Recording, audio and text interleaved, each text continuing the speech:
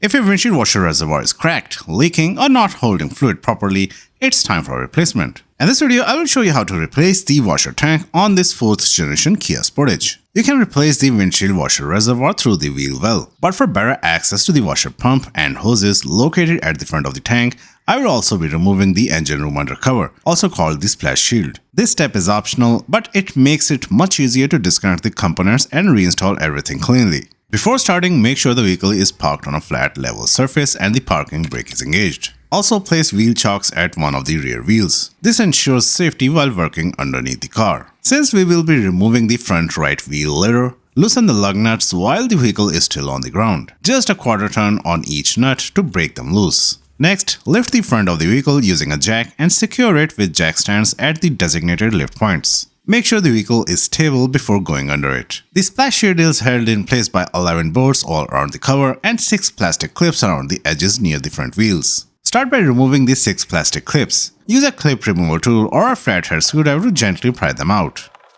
Once the clips are out, use a 10mm socket to remove the 11 bolts securing the panel. The bolts are located along the front, middle, and rear sections of the cover. Place the bolts somewhere safe for reinstallation later. After removing all the bolts, the cover will still be attached by a large plastic nut near the front center of the panel. Use a 14mm socket to remove this nut and free the cover completely. Now slide the splash shield out from underneath the front bumper area and set it aside. This will give you full access to the bottom section of the washer tank, including the pump and hoses. With the splash shield removed, the next step is to remove the front right wheel in order to access the wheel well fender liner and the washer reservoir. Set it aside in a safe spot. With the wheel out of the way, we have clear access to the wheel well fender liner, which is secured firmly in place with clips and screws. Before we can take out the fender liner, we will have to remove the mudguard. It's held in place by 4 screws, 3 along the inner edge of the wheel well and 1 at the bottom. Use a Phillips head screwdriver to remove all 4 screws.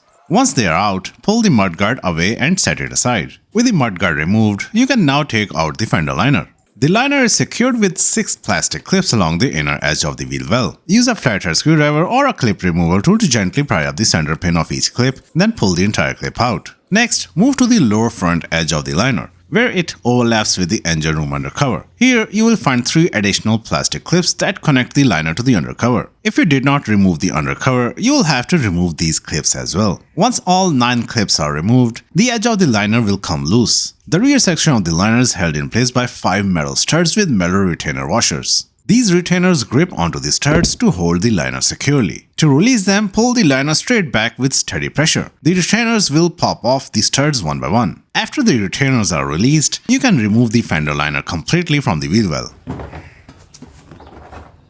With the fender liner removed, we now have a clear view of the washer tank mounted behind the front bumper. Before disconnecting anything, place a small container underneath the reservoir to catch any remaining washer fluid that may drain out when the hoses are removed. Next, unplug the electrical connectors from the washer pump and the fluid level sensor. These connectors have small locking tabs. Press down on the tab and gently pull the connector straight out. Avoid pulling on the wires to prevent damage. Now, disconnect the washer fluid hoses from the pump. Be prepared for some washer fluid to drain out.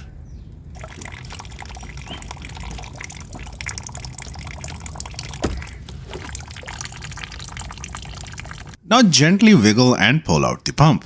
It's clipped in from the top, so you may have to apply a bit of force. Let the fluid drain into the container. Take a small piece of masking tape and mark one of the hoses. This step is important because one hose supplies fluid to the front windshield washer, while the other supplies to the rear window washer. Marking one hose helps you remember where each hose goes when reinstalling later. Next, unclip the hoses from the side of the reservoir.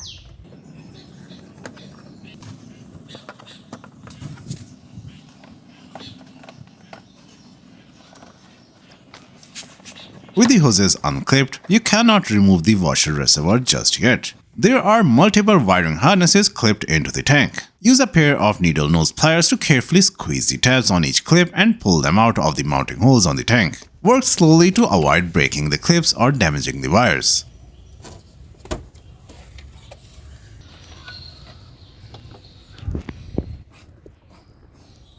There is also a coolant hose clipped at the top of the tank. Just pull it upward to free it from the tank. Make sure all the wiring harnesses are free and hanging loose before removing the tank. Now it's time to remove the washer reservoir itself. The tank is secured in place by two 10mm bolts, one near the top and another slightly lower down. Use a 10mm socket wrench to remove the bolts. Once both the bolts are removed, move the top of the tank a little to the back to unhook it from its mounting point. After it's loose, slide the tank downward through the wheel well opening. Tilt it slightly to clear the surrounding parts as you lower it out.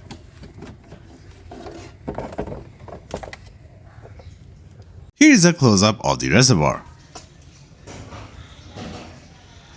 This is the part number. You can also remove the washer fluid level sensor from the tank by just pulling it out. If it is difficult to remove, slip a plastic trim tool carefully under the lip of the sensor and pry it outward.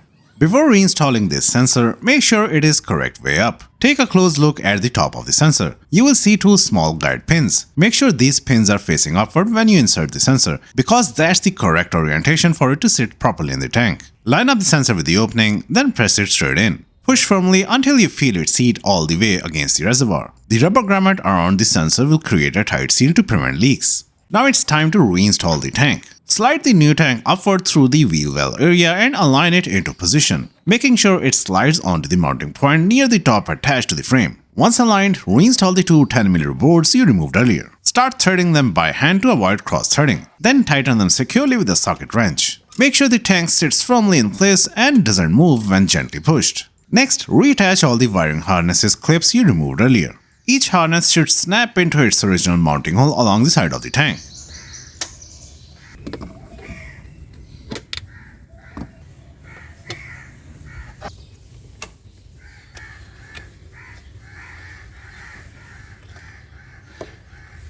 Also, reinsert the coolant hose into its clip at the top of the reservoir to secure it neatly in place.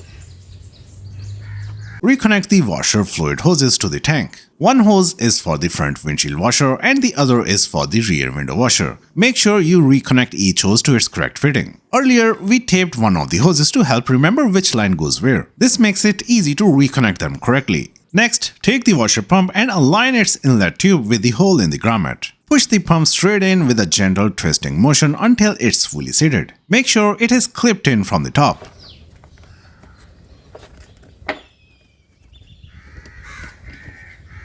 Once the pump is installed, reconnect the washer hoses. The pump has two outlets, one for the front windshield and one for the rear washer. Make sure each hose goes to its correct outlet. That's why we taped one hose earlier. Push the hoses on firmly until they are fully seated. After the hoses are connected, plug in the electrical connector to the washer motor. Make sure the connector clicks in place securely. Also, reconnect the connector for the washer fluid level sensor. Now it's time to refill the washer reservoir and test the system. Open the cap and pour in fresh washer fluid until it reaches near the top of the reservoir. Once the tank is filled, check the area around the pump, sensor and grommets for any signs of dripping. If you notice any leaks, gently press the pump or sensor further in to ensure they are seated properly in their rubber grommets. Next, go inside and activate the windshield washer for a few seconds. Then try the rear window washer as well. This will pressurize the system and confirm that both the hoses are connected correctly and that the pump is functioning properly. Inspect the reservoir again. Make sure there is no fluid leaking from the hose connections, the pump or the sensor. If everything is dry and both washers spray normally, it's time to reassemble everything. Before reinstalling the splash shield and fender liner, it's a good idea to give them a good wash.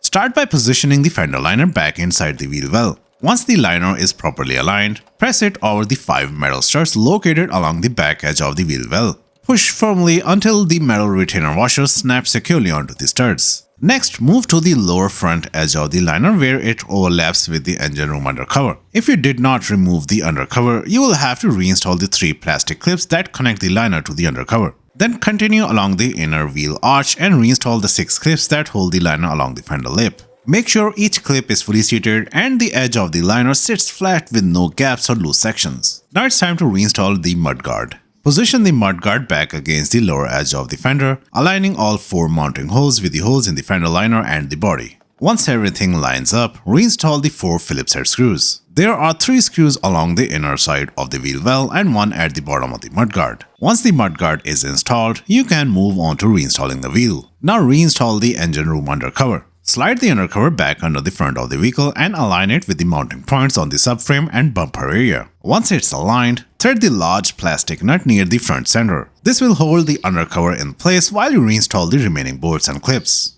Reinstall all 11 bolts and 6 clips along the front, middle, and rear sections of the panel. Avoid over-tightening as the bolts thread into small metal inserts that can strip easily. If you have a torque wrench, tighten the bolts to the recommended specification of 7.8 to 11.8 Nm or 5.7 to 8.6 pound-feet. Once everything is secured, double check that the undercover is sitting evenly with no loose or hanging edges. Now it's time to lower the vehicle to the ground. Carefully raise the vehicle slightly with the jack, remove the jack stand, and slowly lower the vehicle back down to the ground. Once it's fully lowered, remove the jack. And that's how you replace the windshield washer reservoir in a 4th generation Kia Sportage. If you found this video helpful, give it a like and subscribe to Windshield for more DIY automotive tutorials. Thanks for watching.